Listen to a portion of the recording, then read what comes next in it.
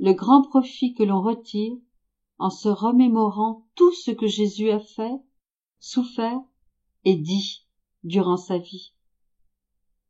Comme à l'accoutumée, j'accompagnais mon bien-aimé Jésus dans sa passion, compatissant avec lui, faisant réparation et faisant mienne ses souffrances. Bougeant en moi, il me dit « Ma fille, quel grand profit une âme tire quand elle se souvient de moi et de toutes les choses que j'ai accomplies, souffertes et dites durant ma vie. En compatissant avec moi, en partageant mes intentions et en se souvenant de mes souffrances, de mes travaux et de mes paroles, elle les convoque en elle et les place en ordre dans son âme, de façon à profiter des fruits de tout ce que j'ai fait, souffert et dit. Cela produit en cette âme une sorte de divine humidité que le soleil de ma grâce se délecte à transformer en une céleste rosée. Et cette rosée ne fait pas que merveilleusement embellir l'âme, mais elle a la vertu d'adoucir les rayons du soleil ardent de ma divine justice, si l'âme est brûlée par le feu du péché et que ma justice est sur le point de la frapper, la brûler et la dessécher davantage.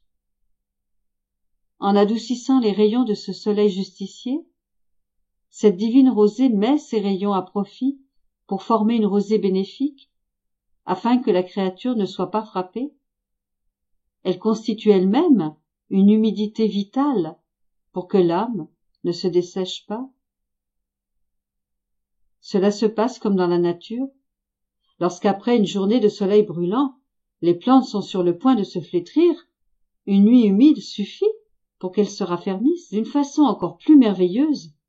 La même chose se produit dans l'ordre surnaturel. Se remémorer ce que j'ai fait, souffert et dit est le commencement d'un bien.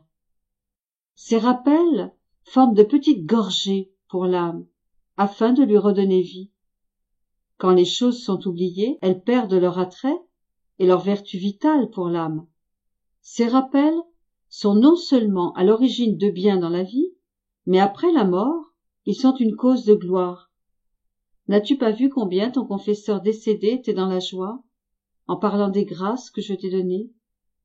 C'est parce que durant sa vie, il s'y est intéressé, en a gardé mémoire, et que son intérieur en fut rempli au point de déborder à l'extérieur, et que de bien cela lui donne dans sa nouvelle vie.